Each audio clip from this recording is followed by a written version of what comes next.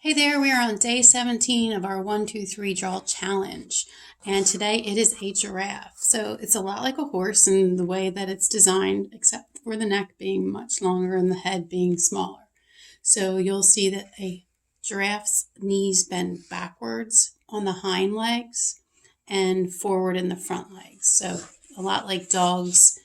So we're going to start out with a paper holding it tall and placing an oval in the center. I'm doing it in the center so that I have enough room for the legs and enough room for the head. So now if I look at the size of this body, and I think the legs are going to be even longer than the body, that tells you about how much room you should have. So the body should not be this wide because you don't want to have legs like that. So shorter circle, longer legs. Long head. So now I want to decide on how high I want the head to be. So I don't want the head to go straight up. It could, but I'm going to have it come out a little bit. And I'm going to have it have enough room so I don't have, so I definitely have room for the antlers and the ears. So I'm just going to make an oval there. Now I'm going to look at it and decide, does that look like a good long neck for a giraffe? And I think I'm happy with that. So when I draw the giraffe's neck, I'm going to start under his chin here, and I'm going to curve under. And as I get my way to the body, I'm going to be right about here. I'm going to make this part bump out a little bit. Okay, so see how it's a diagonal line, but the diagonal line has like that bump in it. Now, at the middle of that diagonal line, that's about where I'm going to go straight. So from here, I'm going to start getting a little bit thicker, and I'm going to go straight. And it doesn't have to be real straight. It could be like a wobbly line. And I'm deciding on how thick I want this part of the neck to be. Once I get to about the halfway spot on that bump, I'm going to bump again on this side. So I don't want those two bumps to look even. It will look like the giraffe swallowed something. But this is where they get the strength to keep that big neck up all that time. There's a muscle there and a muscle there. All right, so we've got the neck going on that giraffe. So now that that part is done, we're going to move down to the leg. So right here, this bone sticks out a little bit, and then it comes into be the leg.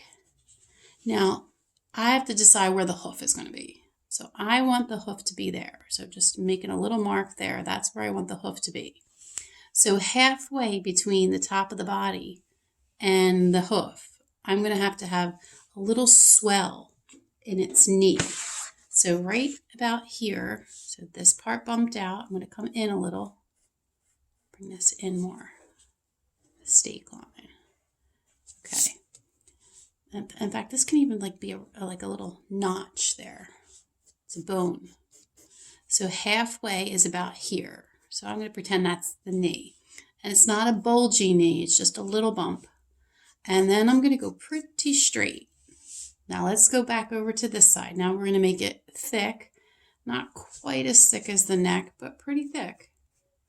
All right, so this comes down and it starts to get thinner up to the knee. Little swell in the knee. And then we're going to start going straight again. All right, now we got to connect down to this hoof. So we're going to go down close to the hoof and make a little bump there like it's the toe. It's not. And then we're going to make this like triangular point. And it just has a little hoof. They're not big like a horse. So from here, this bump is down low, but this bump is going to go up a little. And then it'll reach down. Okay, now we're going to make another leg, but that leg is going to start here, like it was behind the back of the view of the dragon, the giraffe. I call it a dragon. All right, so we're coming around that side. Over here, we're going to go straight down, bump out, straight down again, all the way. Now, I don't want this one to be even with the bottom. I'll bring it up a little bit. So I'll put his foot just a little higher up to make it look like it's going back. In fact, actually, I think I wanted to go over here more. So look, I'm going to erase this line. So they're kind of like next to each other, even though one's a little higher. Bump and go diagonal. All right, come back here. Bump up higher and then go down into the bottom and make your hoof. Okay, and then you decide on how big that hoof should be. Definitely are thinner than horse hoofs. All right, back of the legs now, or the back set of legs. Now, this line stays here because it's the belly. So we want to have enough room here so the belly looks like it has some space, and then the back leg starts. So it kind of starts up inside the body, but the other part comes from it's behind. So we're going to bring this in. So you see how it makes the curve come around, but then it has this at the same height as the other knees. It has a bone that bumps out this way, and then kind of reminds me of the foot where there's like the knee that comes over there. All right, so now this is going to go straight down. This leg is in the front of our view. So we're going to do the same thing, toe, heel. That's what it looks like to me, a toe and a heel. And then straight line and hoof. Okay, now that hoof is done. This next one is going to be so easy because the leg is parallel with the other one. So we're just going to imitate the line that we did here. And we're just going to land a little bit above. Make it land right there. I like that spot. Okay, so we made the backbone stick out. We don't have to do the other knee because we can't see it. And then bump and go straight down. Bump into the hoof. All right, you can color those hoofs in. Now the tail and then the spots. So I found a little trick for us to do the spots more quickly. So the tail's like the letter V. It gets thick and then thin, and then plenty of wavy hairs going out of it.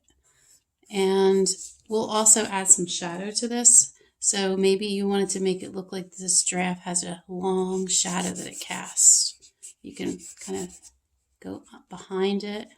You can make these lines go off like that. Maybe even like pretend the body goes off the paper, like our birch trees.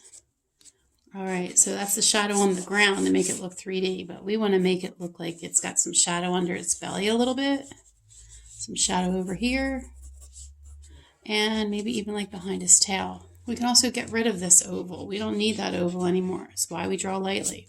And I feel like he's too skinny, like this way skinny. I feel like his belly needs to be bigger. So, always, step back and look at your drawings. Sometimes you might realize that you want to change something, and that's what I want to change. All right, so let's move on and let's go to his head. Now the head has a few different parts to it. So first we're going to look at the eye. So there's a bump right there. That's the opposite side of the head. And then it kind of goes straight. Now at this bump, if I make a line, we'll go under. And then a circle underneath of that. And make that a colored in circle with a little white spot. That'll look like this is the eye on that side of the head and this is the eye on that side of the head. All right, so now the top lip goes over. There's a little bump. It kind of reminds me of a camel. And then it comes in. They have a very short mouth, so don't make this line go far. And then the under lip kind of is a little bit set back from the upper lip. All right, so we're going to go under and then make your way back to his head.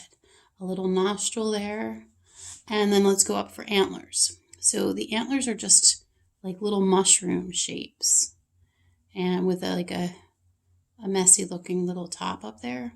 If you wanted to make one look like it's behind it, maybe you could just like imitate that shape and let it bump into the other shape, kind of like the legs do. And then we're going to make an upside down letter V shape here for an ear. And you can color that in a little bit. And you could just kind of make a small one over there like the other ears back there.